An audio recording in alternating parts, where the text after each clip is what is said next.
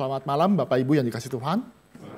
Kita akan melanjutkan pembahasan kita. Ini mengenai kuasa kebangkitan dan pertumbuhan iman. Kita akan membaca satu bagian firman Tuhan di dalam Yohanes pasal 20. Ini berbicara tentang Thomas. Tuhan menampakkan diri kepada Thomas. Memang perikop ini pernah saya khotbahkan juga dalam khotbah umum, tapi saya akan coba lebih detail dan mengambil dari perspektif yang lain. Kita coba melihat di dalam Yohanes pasal 20 ayat 24 sampai kepada ayat 29. Saya membaca ayat 24, Bapak Ibu kita bergantian sampai kepada ayat 29. Yesus menampakkan diri kepada Thomas. Thomas salah seorang dari ke-12 murid itu yang disebut Didimus. Tidak ada bersama mereka ketika Yesus datang. Ayat 25. Maka kata murid-murid yang lain itu kepadanya, kami telah melihat Tuhan. Tetapi Thomas berkata kepada mereka, sebelum aku melihat bekas paku pada tangannya, dan sebelum aku mencucukkan jariku ke dalam bekas paku itu, dan mencucukkan tanganku ke dalam lambungnya, sekali-kali aku tidak akan percaya. 8 hari kemudian, murid-murid Yesus berada kembali dalam rumah itu dan Thomas bersama mereka. Sementara pintu-pintu terkunci, Yesus datang dan berdiri di tengah-tengah mereka dan berkata, damai sejahtera bagi kamu. Kemudian dia berkata kepada Thomas, taruhlah jarimu di sini dan lihatlah tanganku. Ulurkanlah tanganmu dan cucukkanlah ke dalam lambungku. Dan jangan engkau tidak percaya lagi, melainkan percaya. Thomas menjawab dia, ya Tuhanku dan Allahku. Kata Yesus kepadanya, karena engkau telah melihat maka engkau percaya. Berbahagialah mereka yang tidak melihat namun percaya. Demikian pembacaan firman Tuhan. Mari kita tundukkan kepala, mari kita berdoa. Allah Bapa kami yang bertata dalam kerajaan surga, kiranya Tuhan hadir pada PA pada malam hari ini. Kiranya Tuhan memberkati hamba-Mu, juga masing-masing yang mendengarkan firman Tuhan. Biarlah kami semakin lama semakin yakin akan kebenaran firman Tuhan dan kuasa daripada kebangkitan itu. Kiranya Tuhan pimpin kami yang juga masih meragukan. Kiranya pada malam ini Tuhan hadir dan menyatakan bahwa Engkaulah Allah yang sejati di dalam hidup kami. Dalam nama Tuhan Yesus kami berdoa. Amin. Kita akan belajar satu tokoh lagi mengenai Thomas. Nah, siapakah Thomas, Bapak Ibu? Thomas itu dikenal dengan si peragu. Selalu ya, setiap kali drama atau apapun terus bilang, jangan seperti Thomas. Dia peragu. Dia orang yang tahu ada kebangkitan, diceritakan tentang kebangkitan, ada saksi mata. Tapi dia mengatakan, kalau belum saya mencucukkan jari atau menyentuh daripada bekas luka Yesus, maka saya tidak akan percaya. Kita harus mengerti, saya ada pembelaan sedikit bagi Thomas. Sebenarnya yang meragukan itu bukan cuma Thomas. Banyak semua yang meragukan. Thomas itu menjadi salah satu contoh saja. Dan itu menjadi wakil bagi kita semua. Memang kebangkitan Tuhan Yesus banyak yang meragukan. Dan kita sebelum melihat bagaimana dia sampai kepada keraguan itu. Memang Injil Yohanes sudah mencatatkan bagaimana proses pembentukan daripada Thomas yang ragu ini. Mari kita lihat ya di dalam slide. Kita lihat Thomas adalah seorang bimbang. Bahkan sejak ikut Yesus pun dia progresif untuk semakin ragu. Nah, kita lihat ini dalam Yohanes pasal 11. Bapak Ibu bisa lihat di dalam slide. Lalu Thomas yang disebut Didimus berkata kepada teman-temannya, yaitu murid-murid yang lain, marilah kita pergi juga untuk mati bersama-sama dengan dia. Nah, ini berbicara tentang apa? Ada apa ini? Ini cerita tentang bagaimana Yesus maksa pergi ke tempat Lazarus. Mau membangkitkan Lazarus. Di situ tempat di mana ada orang-orang yang mau pengen membunuh Yesus dan juga murid-muridnya. Dalam konteks ini, Yesus maksa. Ngotot. Lalu Thomas tuh berkata, ya sudah, kalau guru mau pengen maksa kita, baiklah kita pergi sama-sama bersama dengan Yesus dan biarlah kita mati sama-sama. Nah, kelihatan bagus ya, positif ya. Katanya, kok pergi mati sama-sama. Di sini kita bisa melihat ada hal loyalitas. Dia mau ikut, dia ngekor. Tuhan mau kemana, dia ikut. Walaupun di sana pernah kejadian, pernah satu peristiwa pengalaman Yesus mau dibunuh. Tapi karena Yesus paksa saya ikut. Tapi Thomas juga ada keraguan. Keraguan itu sentralnya di kata mana? Kata dikatakan marilah kita pergi sama-sama dan mati sama-sama. Artinya menceritakan, ketika Thomas pergi bersama-sama semuanya ini, biar kita sama-sama mati. Artinya ada keraguan. Loyal, tapi pesimis. Sekaligus juga ada ragu, ada benih keraguan. Mari kita lihat lagi bagaimana Thomas juga dituliskan di dalam perikop lain. Bapak Ibu bisa lihat di dalam Yohanes 14 ayat 4. Saya bacakan bagi kita semua. Dan kemana aku pergi, kamu tahu jalan ke situ. Nah, ayat kelima ini pembicaraan Thomas kepada Yesus. Thomas berkata kepada Yesus, Tuhan, kami tidak tahu kemana engkau pergi. Jadi bagaimana kami tahu jalan ke situ? Ini perikop ini dalam kerangka rumah Bapa. Tadi Yesus menceritakan bahwa ada rumah Bapa, ada jalan menuju rumah Bapa. Nanti Yesus akan berkata, akulah jalan menuju rumah itu. Tapi Thomas bilang, tunjukkan dong. Tunjukkan Bapa. Ragu. Dan juga makin lama makin terus. Kami tidak tahu kemana engkau pergi. Bagaimana kami bisa tahu jalan ke sana? Jadi ada keraguan. Jadi ikut Yesus, betul. Tetapi dia terus dikatakan meragukan segala apa yang dicakapkan oleh Yesus Kristus. Bapak Ibu, ini kan Yesus lagi Bible study. Lagi jelasin Bible study, lagi PA. Bayangkan ya, lagi PA begitu. Tiba-tiba ada satu murid kata, kok bisa begitu? Tunjukkan dong. Kasih ujuk ke saya mau lihat jalan itu. Saya mau pengen minta Tuhan, lakukan mukjizat, tunjukkan jalan, kasih bukti-bukti. Nanti kan kalau PA itu ada orang kayak dia ya, PA nggak jalan. Kalau Bapak Ibu pernah pimpin PA, ada Thomas tuh, 2 orang tuh, mungkin saling meragukan, lama-lama semua jadi Thomas. Ragu semua. Tapi Tuhan baik. Tuhan menyatakan bagaimana ada keraguan. Maka kita lanjutkan di dalam bagian hal ini, bagaimana yang diragukan adalah bagaimana kebangkitan Yesus. Slide kedua, kita akan baca. Dia minta di dalam perikop yang kita sudah baca di dalam Yohanes pasal 20. Ada keraguan dan bukti. Apakah solusi daripada ketidakpercayaan itu adalah dengan memberikan bukti? Bukti. Kita katakan tidak. Tapi ada pentingnya. Nah, ini pada poin pertama ada benarnya pembuktiannya. Tapi kita juga tidak bisa membuktikan secara seluruhnya. Ini dikenal dengan pembuktian empiris, Bapak Ibu, empiris. Jadi di dalam pembuktian empiris adalah pembuktian yang bisa dianalisa, bisa dihitung berdasarkan panca indera, empiris, bukti empiris. Jadi misalkan Bapak Ibu bisa melihat Alkitab ini. Kenapa Alkitab ini ada? Karena saya lihat. Berarti panca indera, berarti ada mata yang melihat. Terus ada apa lagi? Saya tahu Alkitab ini ada karena saya sentuh. Ada sentuhan, berarti panca indera, sentuhan. Atau misalkan ada aspek-aspek lain di dalam yang namanya empiris. Pembuktian empiris banyak dilakukan di dalam fisika, banyak dilakukan dalam kimia, banyak dilakukan dalam bukti-bukti penelitian.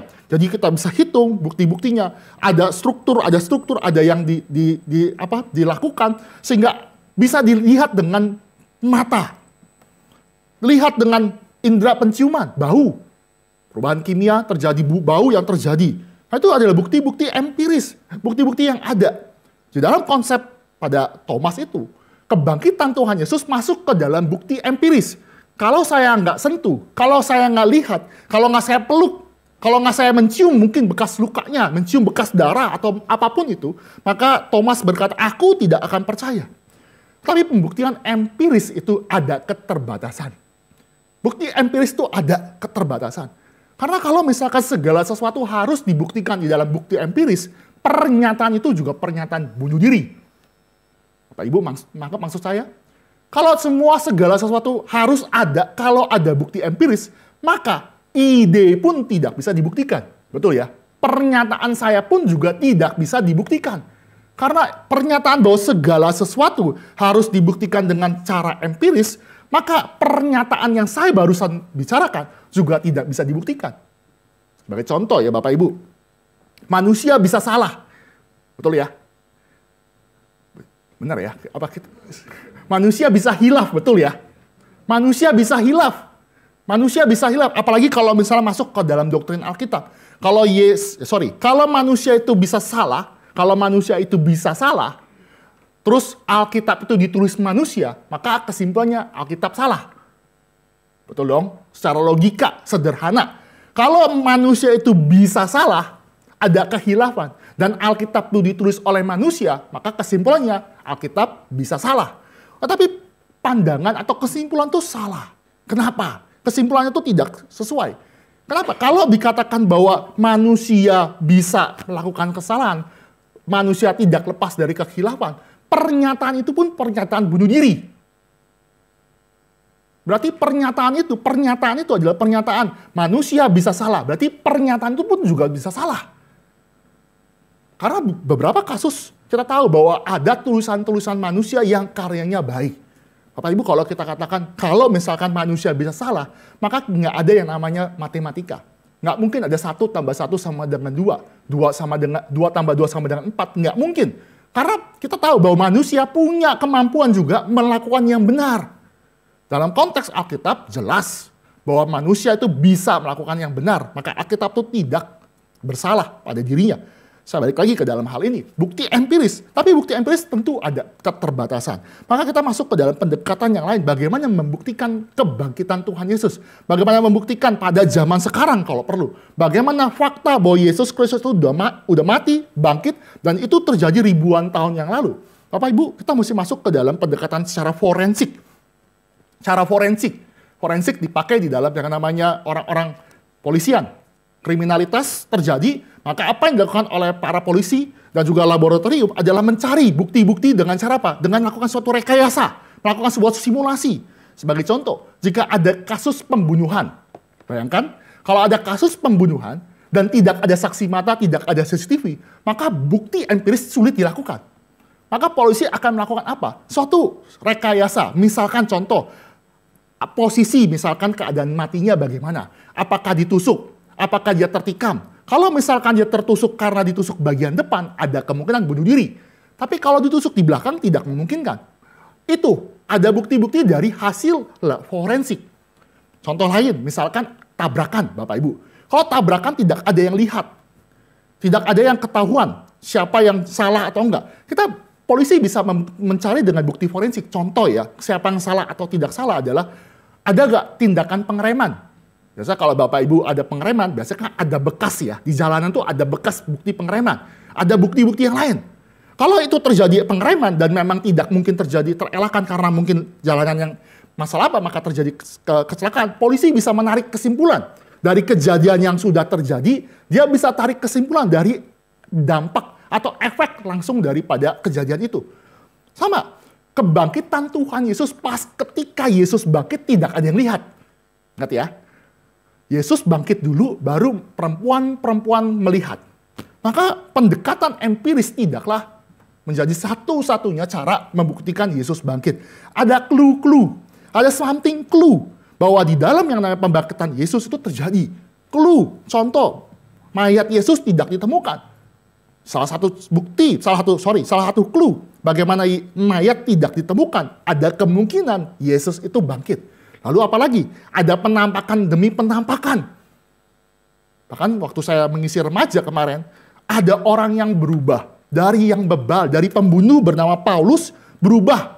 Dia menjadi seorang yang mengasihi gereja. Memberitakan firman Tuhan. Terjadi sesuatu tindakan yang radikal. Itu karena apa? Karena memang bukti, forensik, bukti bahwa efek dari kebangkitan atau kuasa kebangkitan itu mengubah orang. Jadi setiap clue demi clue itu ditarik semua akan mendapatkan kenapa sih ada kubur kosong? Kenapa sih gereja bisa meledak dengan besar?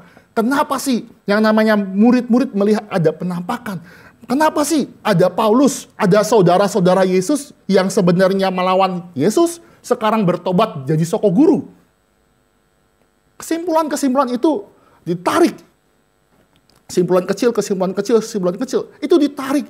Fakta, kenapa ini bisa terjadi adalah karena Yesus sungguh bangkit.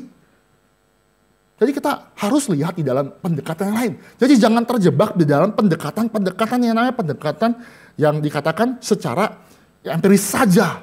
Contoh ya Bapak Ibu ya, kalau misalkan saya bilang Allah itu tidak ada. Allah itu saya nggak lihat. Karena itu tidak ada. Saya pernah kasih ilustrasi. Misalkan di dalam gereja ini Pak Jeko tinggal di sini. Berapa waktu lalu Pak Jeko tinggal di sini. Dia nginep di sini karena belum menikah. Maka kalau Pak Jeko itu tinggal di sini dan suatu saat misalkan saya datang ke tempat ini, ke gereja ini, saya cari-cari Pak Jeko. Saya cari di kantor nggak ada, di sekretariat nggak ada, di WC nggak ada, di kamarnya nggak ada, dicari di second hall, di ruang ibadah nggak ada. Terus saya naik ke lantai paling atas. Di situ ada lantai paling atas, ada balkon, ada studio, ada kamar di situ. Saya cari nggak ada. Saya cari di luar pun nggak ada. Kalau saya cari semua nggak ada, apakah saya bisa kesimpulkan Pak Jeko itu tidak eksis? Mungkin nggak? Nggak mungkin ya. Saya cari di dalam yang namanya, saya tidak ketemu, saya tidak lihat, saya tidak mencium bau-bau Pak Jeko. Saya nggak lihat bagaimana berkas-berkasnya Jeko. Kalau saya tidak temukan, bukan berarti Pak Jeko tuh nggak pernah eksis. Bisa saja keterbatasan dari panca indera saya, keterbatasan dari saya. Sama, kalau misalnya kebangkitan, Yesus yang bangkit, dan juga Allah yang benar-benar eksis, kita tidak bisa nemukan dan kita tidak bisa sentuh, maka wajar. Karena Allah itu tidak bisa kita sentuh. Kita tidak bisa pakai pembuktian forensik, pembuktian empiris ketika membuktikan Allah itu ada. Lalu kita lihat, lanjut lagi. Kenapa sih ada keraguan yang terjadi? Kita mesti mengerti keraguan itu manusiawi, Bapak Ibu. Ragu itu manusiawi. Betul ya? Ragu itu manusiawi. Sangat manusia, dan Alkitab memberikan ruang bagi manusia untuk ragu. Alkitab itu bicara tentang apa? Itu bukan bicara manusia yang perfect, bukan bicara manusia yang hebat, yang superpower, yang powerful, enggak. Alkitab itu, Kejadian 1, Kejadian 2, itu perfect. Indah. Karena Tuhan ciptakan baik, indah. Tapi dari Kejadian 3 sampai terakhir dalam kitab Wahyu, itu bicara masalah manusia. Alkitab itu bicara tentang masalah manusia. Manusia berkutik dalam dosa, dalam keterpurukan, kemalangan, bahkan keraguan. Maka Alkitab ini menjadi satu sumber, satu solusi bagi kita, masalah manusia. Lihat ya, dosa cuma sebentar, solusinya panjang, sampai berkitab-kitab. Mungkin kita pun nggak baca tuh Alkitab sampai selesai. Tapi sekali lagi, Tuhan memberikan ruang bagi kita, bagi manusia, untuk ragu. Untuk ragu. Contoh di dalam Alkitab, banyak sekali yang meragukan. Banyak sekali contoh-contoh. Musa ragu. Ketika Tuhan suruh dia pergi, selamatkan umatku di dalam Mesir itu. Musa tuh sampai bersilat lidah 5 kali. Tanya jawab. Bapak Ibu bisa di rumah ya. Terakhir kan endingnya ya. Endingnya dia bilang, Tuhan pilih yang lain. Kan sebel ya. Kalau ketemu hamba Tuhan, ketemu pengurus, atau ketemu pelayan, atau ketemu calon pelayan gitu, ayo Bapak saja yang pelayanan. Oh enggak, yang lain saja.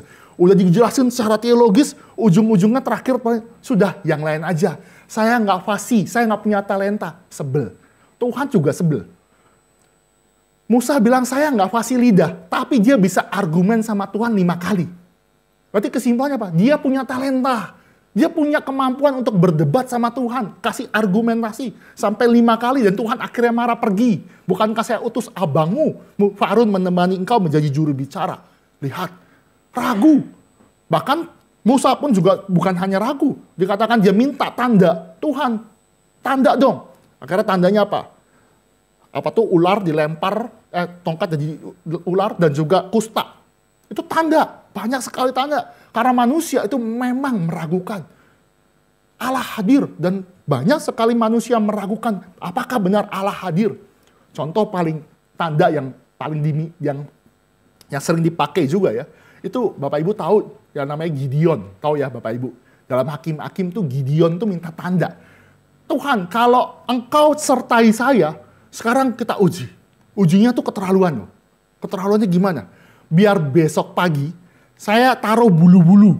Bulu-bulunya kalau besok paginya itu ada embun di sekitar padang itu, embun ya, Bapak Ibu banyak embun, tapi yang bulu-bulu ini kering, maka Tuhan sertai. Kan aneh kan? Kalau semuanya ada embun, harusnya bulu-bulu itu yang menyerap air itu harusnya kalau diperes itu pasti ada airnya, ada embunnya. Tapi dia cobai Tuhan, dia minta tanda. Tuhan, biar semuanya itu ada embun, cuma satu yang di bulu-bulu ini yang saya taruh ini kering. Ternyata besoknya sesuai dengan ditandain. Sesuai dengan apa yang diminta. Wah, harusnya itu dong ya. Harusnya oke dong, harusnya jalan dong. Minta tanda, Tuhan buktikan. Itu mustahil terjadi. Dia minta lagi yang kedua. Kurang ajar ya. Minta lagi yang kedua. Sekarang kebalikan Tuhan. Kebalikan. Kalau semuanya kering, bulu-bulu yang ada yang saya taruh sini itu basah karena embun, maka saya akan pergi. Saya akan tahu bahwa Tuhan sertai. Dan ternyata apa? Benar. bahwa bulu-bulu itu basah sekitarnya kering. Berarti Tuhan menyertai. Apa berhenti di situ doang? Apakah berhenti di situ doang? Enggak. Gideon pun lanjut lagi minta tanda. Minta tanda apa? Kan dia bilang kan, dia kumpulin banyak orang. Berarti kumpulin banyak orang banget. Tapi Tuhan bilang terlalu banyak. Terlalu banyak yang ikut. Akhirnya disuruh, siapa yang takut pulang. Wah, tinggal sedikit kan. Tapi masih banyak ribuan. Akhirnya Tuhan suruh, ini masih perdebatan, intinya tinggal 300. Bayangkan, 300 lawan orang-orang di sana yang banyak seperti belalang. Terus apa yang dilakukan? Dia minta tanda lagi. Dia minta tanda, Tuhan, kalau Tuhan benar-benar suruh saya menghancurkan dengan 300 pasukan saja, saya akan maju. Akhirnya apa? Ada gambaran, ada ini, seperti jatuh terus menghancurkan perkemahan daripada perkemahan musuh. Akhirnya dia lawan. Dia lawan. Tanda. Gideon minta tanda. Banyak sekali yang minta tanda. Maka kalau misalkan pada zaman sekarang, Thomas, kita gereja minta tanda, itu manusiawi. Itu hal yang wajar. Tapi kalau Tuhan sudah memberikan jawaban, permasalahan berikutnya, apakah kita taat kepada Dia? Selanjutnya, di dalam bagian selanjutnya, keraguan itu juga bukan akhir iman kita. Ini fakta yang kita harus imani juga. Kita ragu, iya. Tapi Alkitab memberikan suatu solusi. Di tengah-tengah keraguan, Musa diberikan penghiburan. Di tengah-tengah keraguan Gideon, Tuhan berikan jawaban. Thomas, di tengah-tengah keraguan, Tuhan menjawab. Artinya membicarakan bahwa keraguan yang manusiawi itu bukanlah akhir daripada hidup kita. Kita diminta untuk bertumbuh.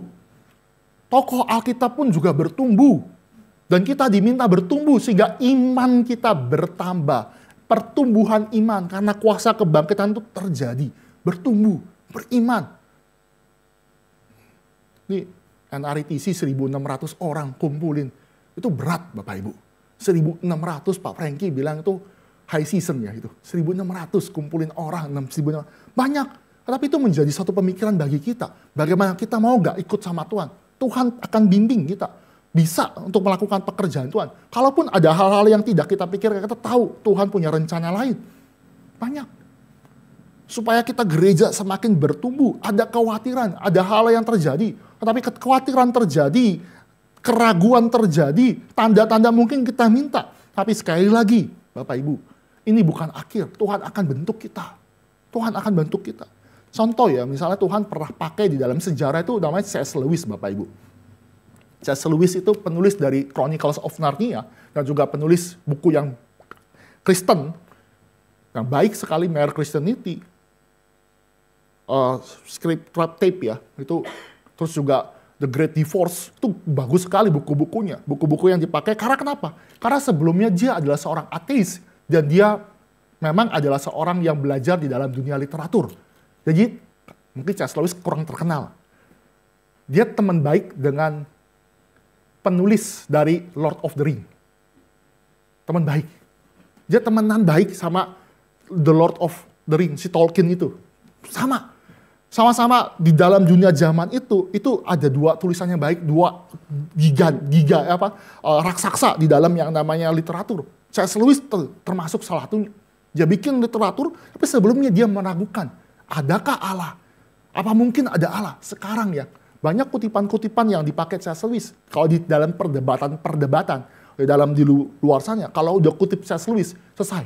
End of discussion. Karena begitu bagus tulisan-tulisan. Oke, selanjutnya. Ada keraguan, ada bukti, tapi pendekatannya bukan berbeda. Dan keraguan itu manusiawi.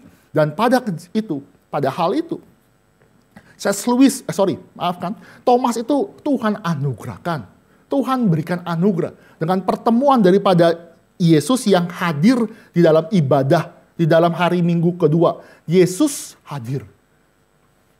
Memberikan kekuatan, memberikan jaminan, memberikan waktu. Tuhan, aku pernah minta tanda, tapi Tuhan jawab. Ini suatu anugerah.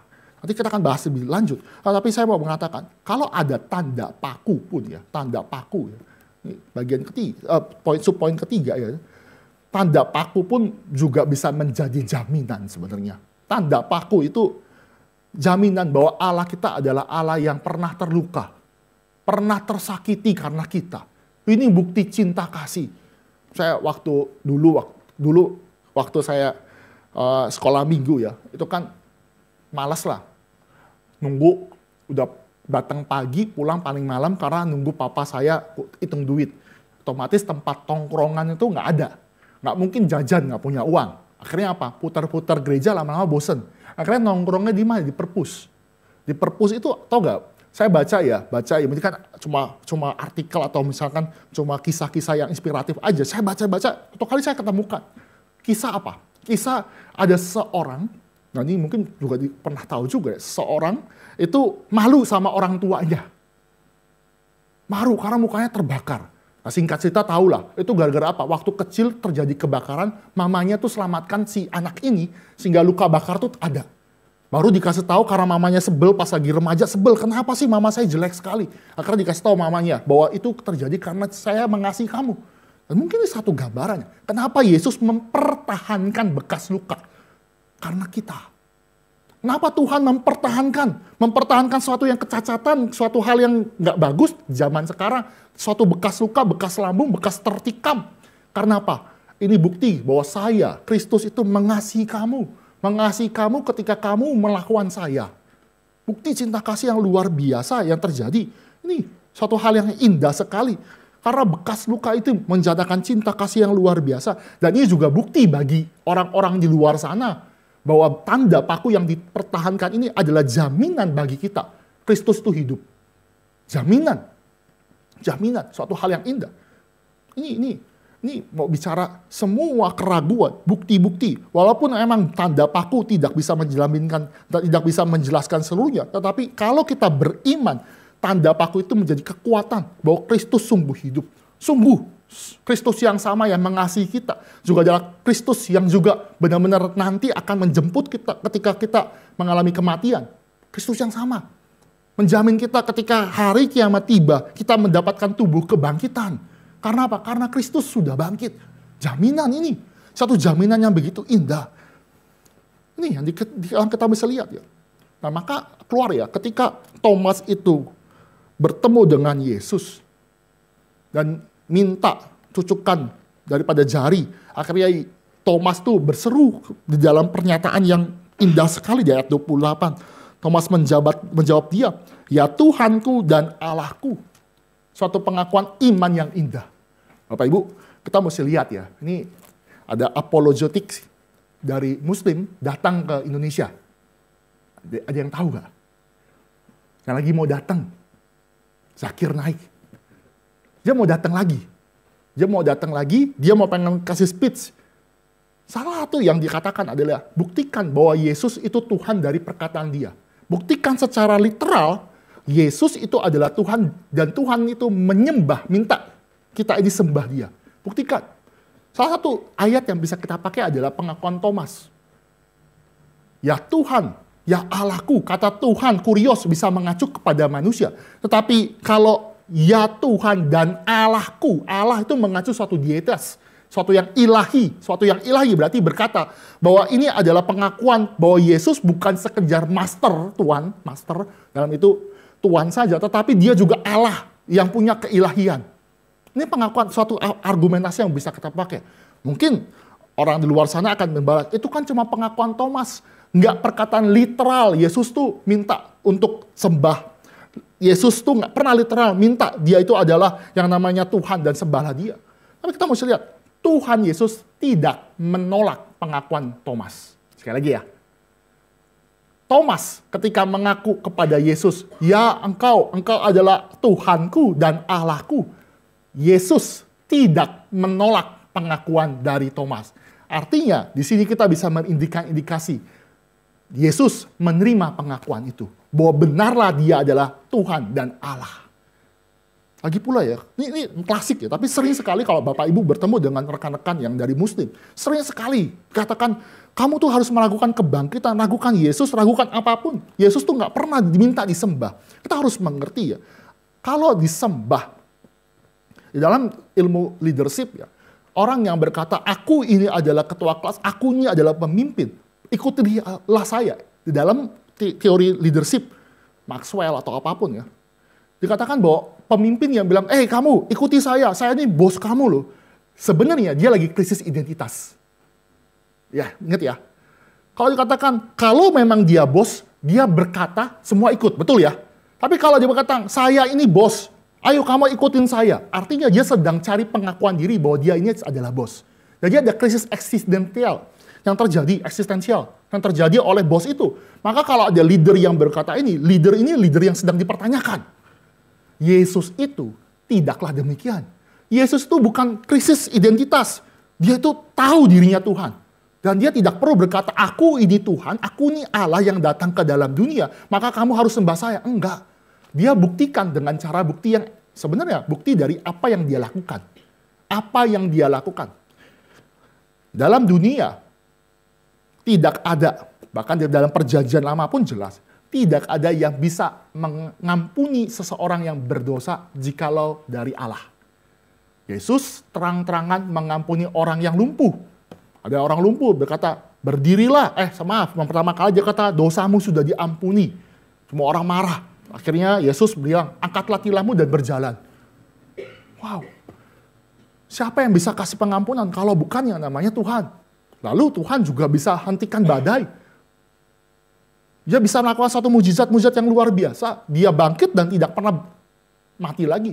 Lazarus bangkit, tapi dia mati lagi. Yesus lahir dari perempuan. Kalau kita pakai argumentasi begitu, orang-orang Muslim akan berkata, justru kamu harus sembah Adam. Adam lahir nggak dari papa, mama kan? Tapi kita mesti lihat di dalam Alkitab. Mujizat Pak Tong pakai di dalam KKR sering kali. Tuhan pakai Adam, tidak ada papa, tidak ada mama. Hawa itu tidak ada papa, tidak dari laki-laki, tapi tidak dari perempuan. Yang ketiga, semua orang berasal dari laki-laki dan berasal dari perempuan. Sekali lagi ya, Adam itu tidak dari laki-laki, tidak dari perempuan. Hawa berasal dari laki-laki, tidak dari perempuan. Yang ketiga, kita semua. Kita berasal dari laki-laki dan juga berasal dari perempuan. Yang keempat, sebenarnya harusnya kita bisa antisipasi. Nanti akan ada suatu masa akan datang seseorang yang lahir dari perempuan tanpa laki-laki. Yesus. Justru mujizatnya lebih baik.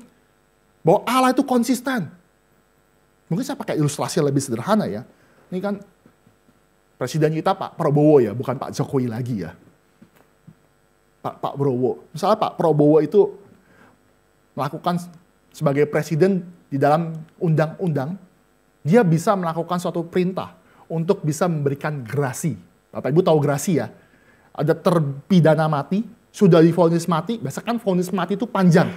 Panjang sekali hingga akhirnya dieksekusi. Ketika hari dieksekusi, yang bisa selamatkan dia ya, misalnya mendekati hari eksekusi, cuma satu, presiden. Karena berdasarkan aturan, hanya presiden yang punya hak prerogatif yang bisa memberikan gerasi. Pak Prabowo nggak perlu bilang, aku ini presiden. Sudah, kamu sembah aku, percaya sama aku. Enggak. Dia dengan melakukan dekret keputusan, orang terpidana mati ini, aku bebaskan. Dia bisa. Lihat ya, dia nggak krisis identitas.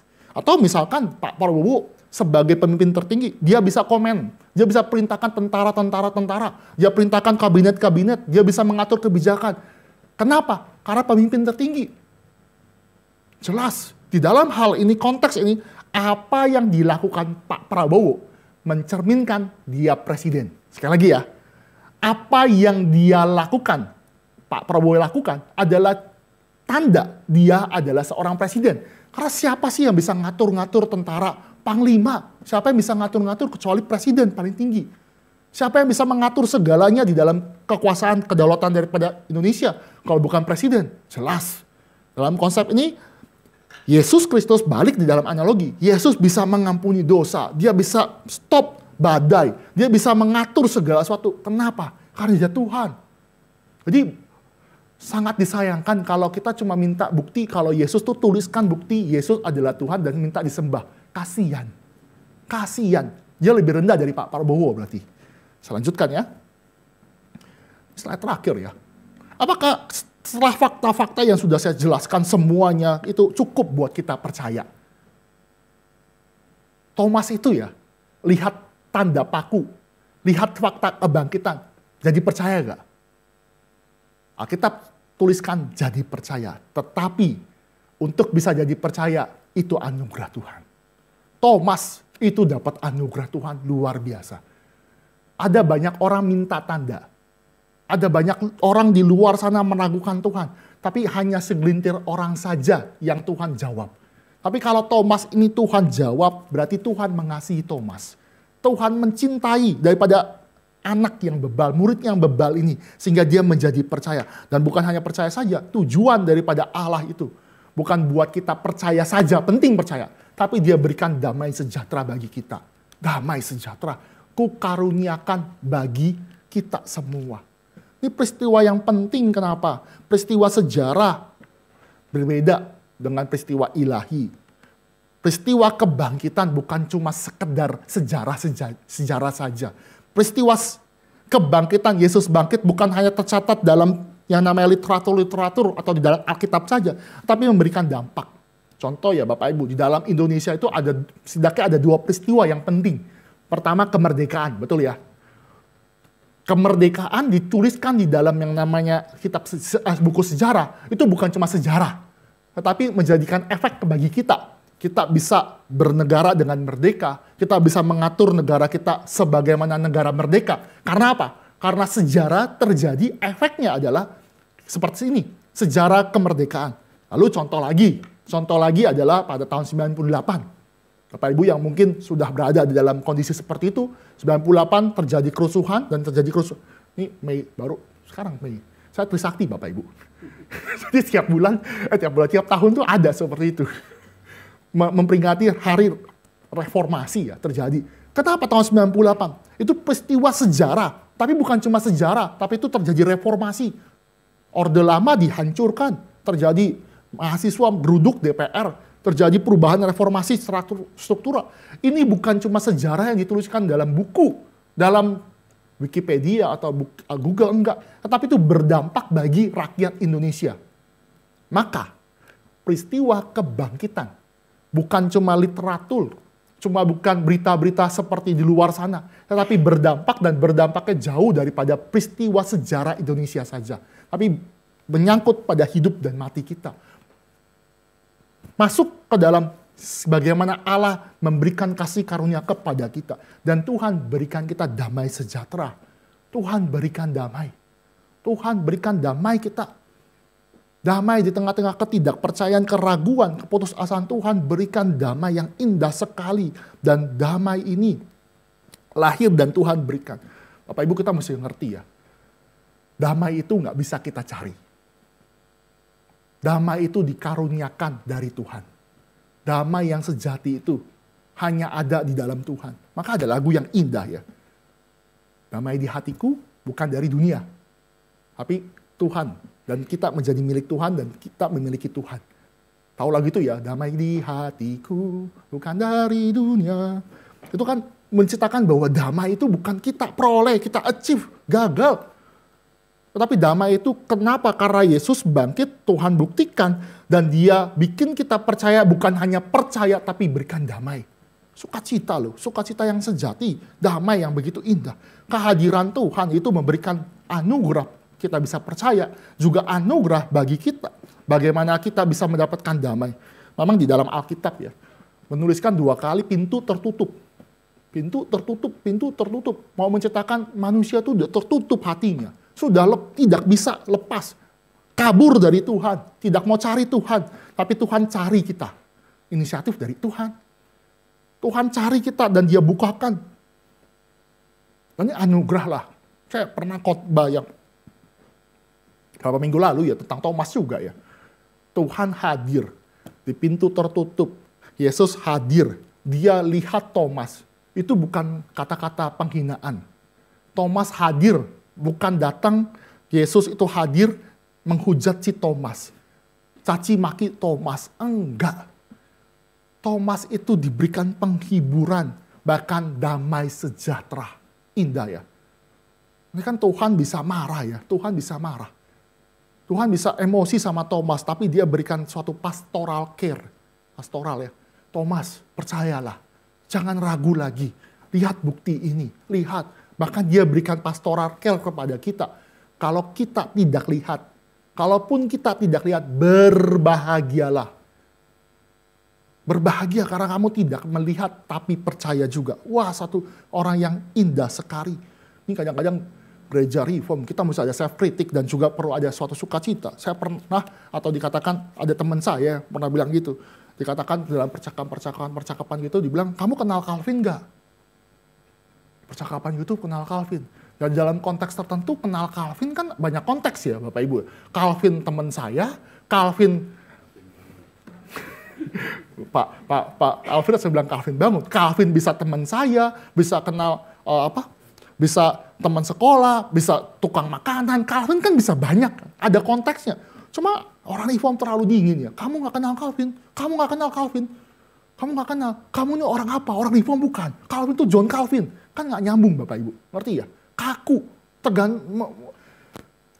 nggak masuk akal. Kalau kita nggak tahu, kalau ada orang teman kita, orang yang di dalam gereja datang tiba-tiba, terus kita kasih filter, kamu harus kenal Martin Luther dan John Calvin. Gereja ini nggak akan ramai, sepi.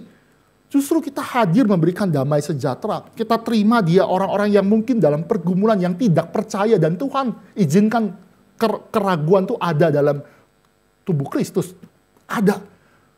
Kita terima, kita embrace, kita terima. Bukan maki-maki. Kamu nggak tahu John Calvin, nggak masuk. Harus terima John Calvin di dalam hidup kamu. Baru namanya masuk gereja reform. Jadi Yesus tuh dibuang, diganti John Calvin. Diganti Institute of Christian Religion. Saya rasa enggak gitu ya. Kita harus lebih melihat di dalam gereja itu ada damai. Gereja itu bukan penghakiman, ada suatu judgmental, enggak. Tapi damai itu harus diperkenalkan. Harus kita bagikan sesama, walaupun mereka ada keraguan, walaupun ada kesulitan. Nah ini saya, damai sejati ya. Ini saya mengutip dari pendeta Tama yang kemarin ya. Suatu hal yang baik sekali ya. Damai sejahtera itu berarti pertama, kita harus ingat berdamai dengan Allah. Berdamai dengan Allah. Murka Allah sudah dipuaskan. Bapak Ibu, kalau zaman dulu ya, kalau mama itu kan kadang-kadang kita bisa lawan ya. Papa itu susah dilawan. Papa itu punya rotan, punya besi, punya apa untuk bisa mukul kita. Tapi kalau udah marah, kita perlu bikin atonement ya. Bikin apa atonement tuh? Pendamaian, bikin papa kita tuh baikan lagi. Itu kalau udah murka susah sekali. Sama.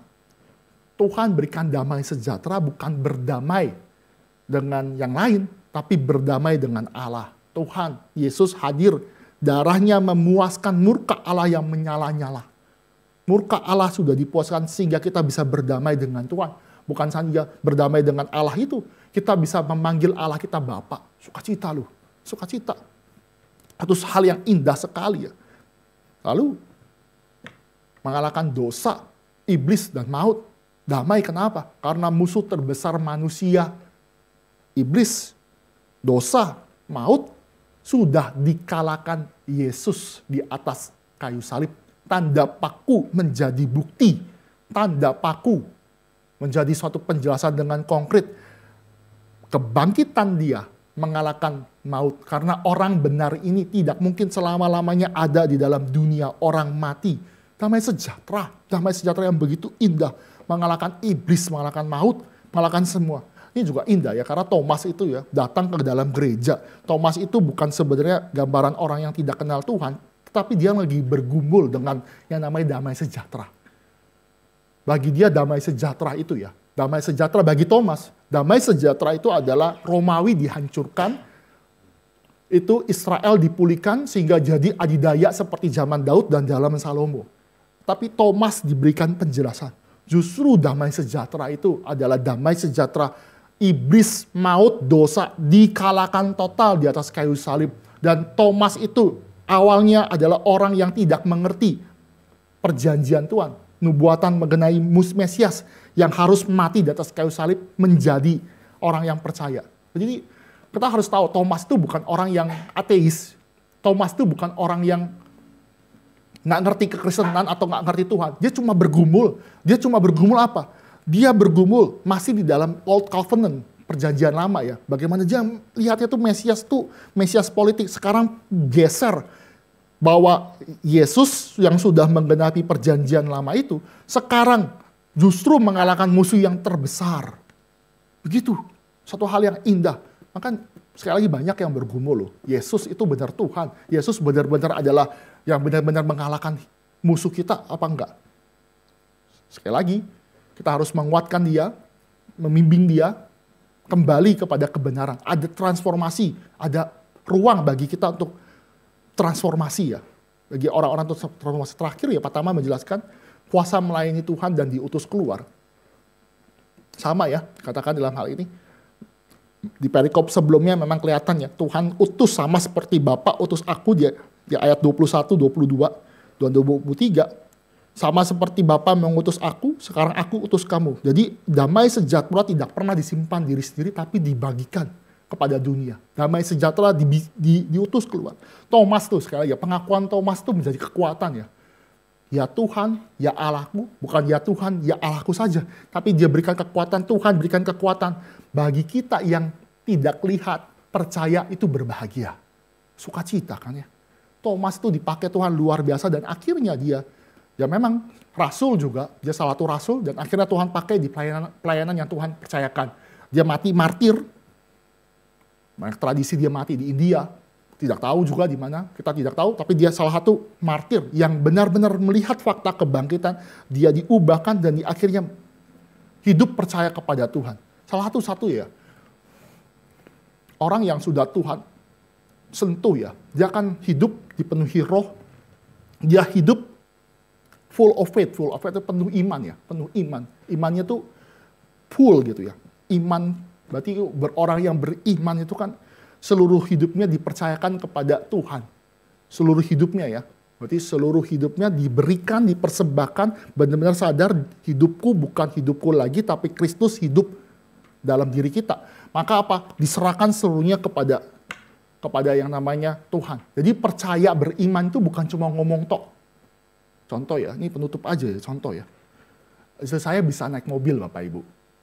Ketika belajar mobil ya. Akhirnya kan jemput anak saya. Saya pergi dulu jemput, pulangnya baru istri saya. Ketika jemput balik, anak saya tahu yang nyetir itu istri saya, nggak mau naik. Kenapa? Masih takut. Ya singkat cerita kan sudah bisa ya. Akhirnya anak saya bisa gitu ya, bisa. Berapa waktu lalu sempat saya cukup capek di Cikarang, akhirnya istri saya akhirnya nyetir. Di tengah-tengah keramaian truk dari arah Cikampek ya. Ke Bekasi itu panjang sekali ya, Bapak Ibu-ibu yang pernah kasus seperti ini ya mungkin sepenanggungan atau bapak-bapak yang pernah merasakan, kan saya biasa nyetir ya, pasti tahu dong mobilnya gimana, terus istri saya nyetir, wah saya sih percaya ya, tapi nggak bisa tidur Bapak Ibu. Saya sih percaya, kamu percaya gak? Udah percaya, iya percaya, tapi sambil pegangan, artinya apa? Serem, karena kan, ya sudahlah saya nggak bisa lanjutkan juga, karena kan manuver kan ngeri juga. Saya bilang saya percaya, tapi percaya itu kalau saya serahkan seluruh hidup di dalam mobil itu dikendalikan sama istri saya, wah itu deg-degan loh. Saya katakan percaya sama Tuhan ya, balik lagi ke dalam itu, percaya, penuh iman, percaya kepada Tuhan, beriman. Wah Tuhan pegang kendali, sulit loh. Apalagi kita udah biasa pegang kendali, saya biasa nyetir, pegang kendali. Tapi ketika diserahkan ke istri saya, wah galau. Sama hidup kita, kepala keluarga, siapapun lah yang bergumul juga, yang punya pegang kendali dari anak kita, pegang kendali dari perusahaan, pekerjaan, apapun lah. Tapi ketika kita tahu bahwa Tuhan tuh menyelamatkan kita dan taruh kita untuk percaya seutuhnya kepada Tuhan. Jangan ragu lagi, ada kekhawatiran, jangan khawatir lagi. Kita serahkan kepada Tuhan dan beriman. Itu perlu proses. Gereja memberikan ruang bagi itu. Gereja beri ruang bagi kita bergumul. Adat minta, Tuhan sertai gak sih? Kalau pemudi ya, benar gak itu pacar saya? Kalau pacar, dekatkan dia kepada saya. Dan jauhkan orang-orang lain daripada dia. Kan pergumulan. Atau dalam pekerjaan, kalau benar saya pindah pekerjaan. Kalau saya harus bagaimana, itu kan penuh keraguan. Ada ruang. Tapi kita harus tahu, Tuhan minta kita seluruhnya dalam hidup kita. Kita harus tahu bahwa Tuhan itu full control dalam hidup kita. Karena firman Tuhan memberkati kita sehingga kita bertumbuh melalui iman dan tidak ragu lagi. Karena Tuhan memberkati, mari kita tundukkan kepala, mari kita berdoa. Allah Bapa kami yang bertata dalam kerajaan surga, sekali lagi kami mengucap syukur karena Tuhan mengizinkan bagaimana orang-orang yang ragu, yang putus asa, yang khawatir, yang meragukan Engkau dituliskan dalam Alkitab. Supaya kami belajar dari tokoh-tokoh Alkitab. Sehingga kami yang awalnya mungkin ragu, yang awalnya marah kepada Engkau, bergumul terhadap Engkau, boleh dipulihkan. Sehingga hidup kami boleh beriman kepada Engkau. Kami mengucap syukur, perikop, bagaimana Thomas Tuhan izinkan ada. Sehingga kami boleh berbahagia. Karena tahu bahwa Kristus itu hidup. Kristus memberikan kami kekuatan dan kami menjadi sukacita. Kiranya damai sejahtera yang Tuhan berikan pada kami pun juga ada di dalam hidup kami dan kami boleh memancarkan damai sejahtera bagi sekitar kami. Dalam nama Tuhan Yesus kami berdoa. Amin.